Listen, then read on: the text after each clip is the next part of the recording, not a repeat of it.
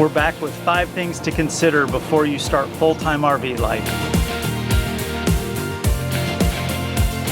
We're mooch docking right now and we're out in the country, and the neighbors decided that today was a good day to start shooting guns and having target practice. So if you hear gunshots in the background, there's nothing to worry about.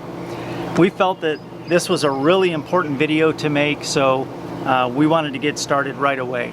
Number 1, will you have a home base or a landing place? If 2020 taught us anything, it was to be prepared. Everything from toilet paper to prescription drugs or remedies, being prepared was the key theme. So will you sell your home and all of your belongings? Some people want to keep their homes and everything they own just because they're not sure if they're going to like RV life. So that's a consideration. That also gives you a place to return to in case of an emergency. We're in the camp of selling it all. We sold everything and hit the road. Basically, all we have is what is in the truck and what we can fit in our rig. So as we said, we're currently mooch docking. We're between work camping jobs right now, and that actually gave us the opportunity to put in a permanent place for us to land if we need to. We rented a mini excavator and put in a sewer line tied into a septic tank, and then we also ran a 50 amp service to the barn. So we now have full hookups here at this location. Yep, a place to return to in case of emergency, which is, we feel, really important. Number 2, how will you make an income? Do you already work remote? Are you going to need to get a remote job? Are you going to work camp? Is one of you going to work camp? You just need to know, how are you going to make an income? Maybe you have retirement that you can live off of, and that's awesome. We're obviously not retirement age, so that's not even something that's close to an option for us. We have tons of work camping videos on our channel that we can help you with, and we have a new perspective of remote work as full-time RVers because I'm now working remotely for a healthcare company. We have another really, really good video coming out in the near future, weighing out work camping versus remote work. So stay tuned for that. Number 3, how do you plan to travel? Are you going to slow travel, or are you going to travel as fast as possible and see as much of the country as you can? Will you travel with an itinerary, or are you just going to fly by the seat of your pants? All of these are questions you need to think through and have an answer to. Are you planning on staying in campgrounds? Are you going to boondock, and are you prepared to boondock?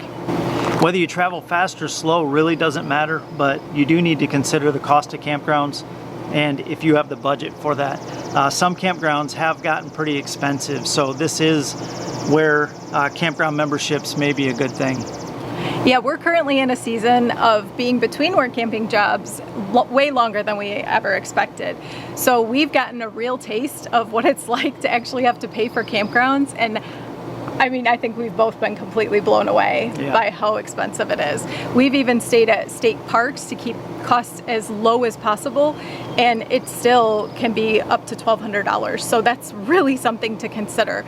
The other part too is we were traveling like every week recently, and I will say, I think you would agree, that completely exhausting.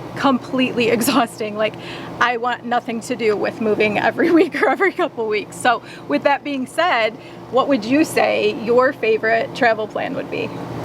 My favorite travel plan, I guess if we are staying in an area that has a national park or something, I love being there for 4 or 5 months. Feeling like a local, settling in, going and seeing the sites is really nice. If we're not going to be in an area like that, I'm okay with 2 to 3 months. Yeah, you get the itch to move much sooner than I do. So I would actually agree with that, and I'm fine with staying somewhere for 4 to 5 months. That's great for me.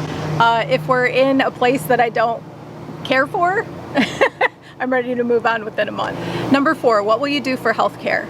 So this is going to be easy to answer if you already have a remote job with benefits. So for a lot of people, this is the one thing, the major thing holding people back. And I cannot tell you how many times we get this question on a daily basis. So We can't give recommendations on this because our choices for healthcare are very different and probably not a lot of people would agree on them. We choose natural alternative lifestyle for health. So we always point people to the expert with this, and that's Kyle at Nomad Insurance Group. The awesome part about Kyle is that he's a full-time RVer himself, and he is so knowledgeable about healthcare benefits for nomads. So we will actually put a link in the description below so that you can reach out to Kyle. You can get quotes from his website, submit a request for a phone consultation with you. I think it's like 30 minutes that he'll do that with you for free. There's just so many options that he gives you on his website, so we definitely recommend him. Number 5, if you're traveling with your spouse, what is your relationship like? And I know this is kind of a crazy question, but it's actually really important. Are you barely tolerating each other and thinking that hitting the road is going to be the life-saving breath for your marriage? I can tell you it won't be. We have faced some absolutely incredible challenges since we've been on the road, and if we weren't committed to doing this as a team, we probably literally would have turned around and headed home. Because even on the hardest days when we were in the worst situations, that thought still crossed my mind of turning around and heading home. So you need to be on the same team together. Do you love each other and really like each other too? That's where we're at. And this has been absolutely, I would say, the best thing. It's made our relationship so much better. Absolutely, yeah. And one thing you need to ask yourself is, how much space do you need? Both of you need to ask that question. You're living in a tiny space full time. It's not like a house where you can go to another room or go out to the garage or go out to the barn and just have your space. You need to figure that out while you're in there together.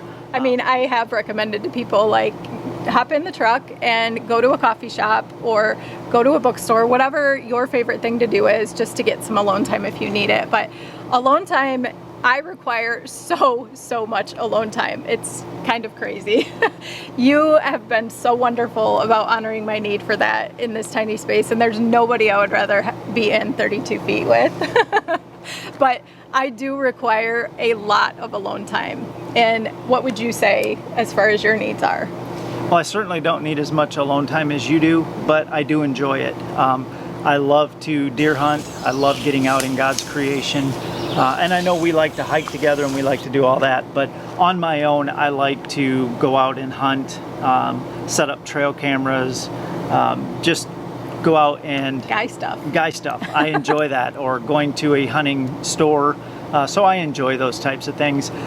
So it might be a good idea for you to even think ahead, and if you do require a lot of alone time, plan that into your schedule. Yeah, communication is key with this area in particular, I think. Just voicing your needs, super important everyday life, but especially in a tiny space. Well, we hope this video has been helpful, and if it has, we would love it if you could give us a thumbs up, maybe subscribe to the channel if you feel we've earned it, and hit that bell notification for more videos like this. You can also find us on Instagram and Facebook as well. And TikTok too. And TikTok now as well, yeah. Well, we really do hope it was beneficial. Now get out there and wander.